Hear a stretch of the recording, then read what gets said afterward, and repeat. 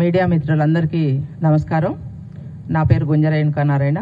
నేను వడ్డెర corporation chairperson మాట్లాడుతున్నా.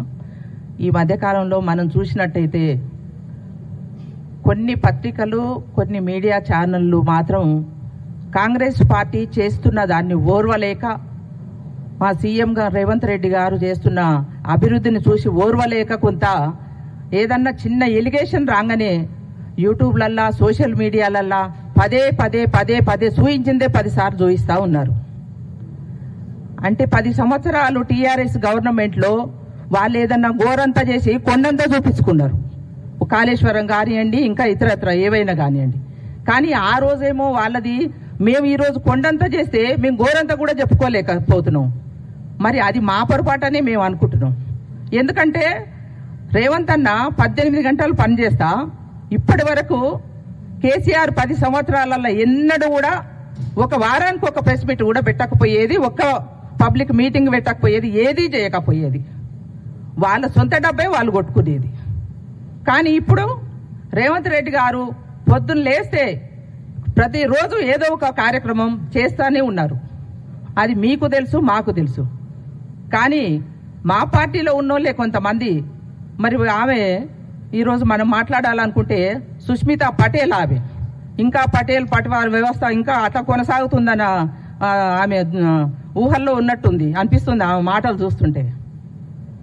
అమ్మా, నువ్వు కొండ అనేది ఒకటి పక్కన పెట్టుకుంటే కనీసం నువ్వు సొంతంగా వార్డు నెంబర్ గెలిచి ఈరోజు వచ్చి సీఎం గారు జెడ్పీటీసీ కాంచి మొదలు పెట్టుకుంటే ఎమ్మెల్సీ, తర్వాత MP, Congress party working president చేసి మళ్ళీ తర్వాత పీసీసీ కూడా అయ్యి ఈరోజు ముఖ్యమంత్రి అయ్యిండ్రు.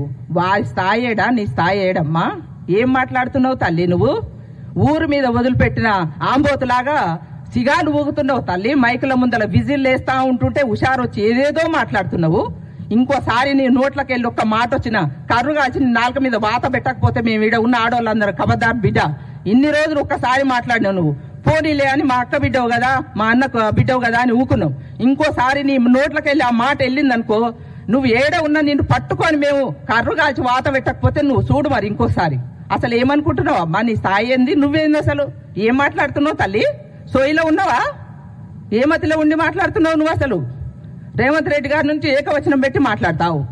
మాకు ఏమన్నట్టు బీసీ కార్డు ముందలేసుకుంటావు. అమ్మ, నేను బీసీ తల్లి, నేను వడ్డెర బిడ్డని. నేను 20 సంవత్సరాల నుంచి పార్టీలో పనిచేస్తుంటే మా కులాన్ని ఇలా కాంగ్రెస్ పార్టీ గుర్తించింది. తెలంగాణలో గుర్తించి నన్ను కార్పొరేషన్ చైర్పర్సన్ చేసిందమ్మా. నేను గర్వంగా ఫీల్ అవుతున్నా ఈరోజు. ఉదాహరణ నేనే ఉన్నా. ఏం మాట్లాడతావు తల్లి నువ్వు? ఎన్నడన్నా ఒక మీటింగ్ లో కనబడ్డదా నీ ముఖం? అసలు ఏంటన్నా పార్టీకి పనిచేసినవా? ఏంటన్నా జెండా ఎగరేసినవా? ఏం మాట్లాడుతున్నావు అమ్మా నువ్వు? నీకు నోటుకొస్తే ఏదొస్తే అది మాట్లాడతావు.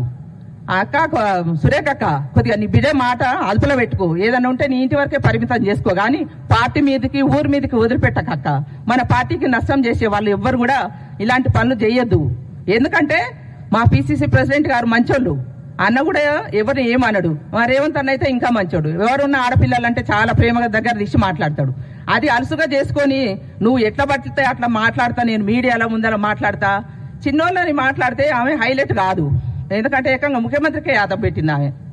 వార్డు నెంబరే గెలవలేదు తల్లి. నువ్వు ముఖ్యమంత్రి గారి గురించి మాట్లాడే అర్హత ఉందా నీకు అసలు? అంటే నువ్వు తల్లి తండ్రి కార్డు ఉంటే నువ్వు సెకండ్ కవితమ్మ వైదాం అనుకుంటున్నావా ఇట్లా కాంగ్రెస్ పార్టీలా? నీకు అంత సీన్ లేదమ్మా. నువ్వు ఏదన్నా ఉంటే నీ తల్లిదండ్రుల దగ్గర చూసుకో, నీ కాన్స్టిట్యున్సీలో చూసుకో. నీకు 100 కోట్లు డబ్బులు ఉంటే అక్కడ ఉన్న కాన్స్టిట్యున్సీ ప్రజలకు సేవ చెయ్యి. ఇదేమి నీ తాతల తండ్రులు సంపాదించిన ఆస్తి కాదమ్మా కాంగ్రెస్ పార్టీ వారసత్వం రాజకీయాలు రావడానికి. నువ్వు వచ్చి ఇక్కడ పని చేయి తల్లి. పని చేసినాక అప్పుడు నీకు అర్హత ఉంటది. పని చేసినా సరే పార్టీ మాట కట్టుబడి ఉండాలి ఎవరైనా కాంగ్రెస్ పార్టీలో.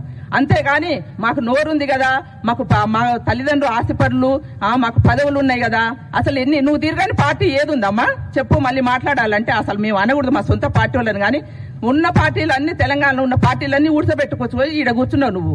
10 సంవత్సరాలు పార్టీ అధికారంలో లేనప్పుడు మేము అన్న ఎంత కష్టపడ్డాడు. పాదయాత్ర నుంచి మొదలు పెట్టుకుంటే ఎన్నో కష్టాలు పడ్డాడు. వాళ్ళ అప్పుడు నువ్వు ఎక్కడున్నావు తల్లి? అప్పుడు ఎందుకో మాట్లాడవైతివి. టీఆర్ఎస్ వాళ్ళు మాట్లాడుతుంటే నువ్వు ఎందుకు మాట్లాడేది ఆ రోజు?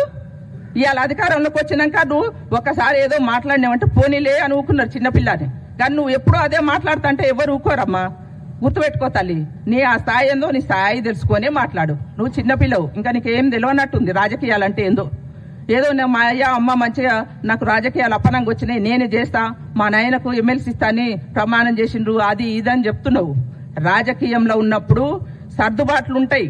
దాన్ని బట్టి మాట ఇస్తే కొన్ని మాటలు నిలబెట్టుకుంటారు, కొన్ని వెనక ముందు అవుతాయి. దానికి ఓపిక తోటి చూడాలి అంతే తప్పితే ఇదేదో నీ అబ్బా ఆస్తి నీ అమ్మ ఆస్తి అనుకొని నువ్వు దానికి నాకే వస్తుంది, నేను 20 ఏళ్ళు కూడా నేను ఎమ్మెల్యే అయితే అమ్మ ఎట్లయితావు తల్లి? ఫస్ట్ వాళ్ళ కార్డు లేకుండా నీ అత్తగారు ఎవరో వాళ్ళ కార్డు ఏందో చూసుకొని నువ్వు ఫస్ట్ అక్కడ వార్డు నెంబరో లేకపోతే ఎంపీ జడ్పీటీసీ ఒక అమ్మ తర్వాత వచ్చి అప్పుడు ఎమ్మెల్యే అవుతావని చెప్దు. కానీ ఏదో పోనీ లేని ఊకుంటారు కాంగ్రెస్ పార్టీ వాళ్ళు మంచి వాళ్ళు కాబట్టి. ఏదో మొగోళ్ళు అందరూ మాట్లాడుతున్నారులే, వాళ్ళని ఏమనట్లేరు, ఆడ మనిషిని నేను కూడా మాట్లాడితే నన్ను కూడా ఏమనర్లే అని అనుకుంటున్నావేమో. కానీ వాళ్ళు ఏదన్నా ఉంటే పార్టీ అధిష్టానం చూసుకుంటది. అమ్మా నీకు మాట్లాడాలనిపిస్తే నువ్వు క్రమశిక్షణ కలిగిన కాంగ్రెస్ పార్టీ కార్యకర్తవు అయితే నువ్వు పోయి రేవంత్ అన్నతో మాట్లాడు, లేకపోతే ఇంకెవరితోటైనా మాట్లాడు. నువ్వు కావాలంటే నువ్వు రాహుల్ గాంధీ సోనియా గాంధీ గారి దగ్గర పోయి కూడా మాట్లాడుకో, నీకు అన్నీ తెలుసు కదా. కానీ అంతేగాని నువ్వు పార్టీ పరువు తీసే మాటలు మాట్లాడతా నువ్వేమన్నా ఈడ బ్లాక్ మెయిల్ రాజకీయాలు చేస్తా అంటే ఈడ ఎవ్వడు భయపడేటోడు లేడు. ప్రతి ఒక్కరు కాంగ్రెస్ పార్టీ కష్టపడి మేము ఈ స్థాయికి వచ్చి ఈడ కూర్చున్నావు. నీకేమక్కుందని మాట్లాడుతున్నావు. నువ్వు ఇలా నీ స్థాయి ఏందో తెలుసుకొని మాట్లాడు. ఇంకోసారి నీ నోట్లోకి వెళ్ళి ఆ మాట వచ్చిందంటే నువ్వు ఏడ ఉన్నా మేమందరం వచ్చి నీ సంగతి చెప్తాం, గుర్తుపెట్టుకో. సురేఖ అక్క మీరు మాత్రం ఈ విషయంలో మేము మీ బిడ్డని అంటున్నాం అని మీరు బాధపడొద్దు. ఎందుకంటే ఆమె మైకులు విజిల్లు చూశాక నిన్న బోనాలు అవుతుంటే సిగం వచ్చి ఎట్లా ఊగుతారు అట్లా ఊక్కుంటా మాట్లాడుతుంది ఆమె. మరి ఏ సోయిలో ఉందో ఏ మధ్యలో ఉందో మాకైతే అర్థమవుతలేదు. ఇంకోసారి పార్టీ పరంగా ఏదన్నా ఉంటే నువ్వు వచ్చి మాట్లాడు. క్రమశిక్షణ చర్యలు ప్రతి ఒక్కరు తీసుకోవాలని నేను మహేష్ అన్న గారిని కోరుతా ఉన్నాను.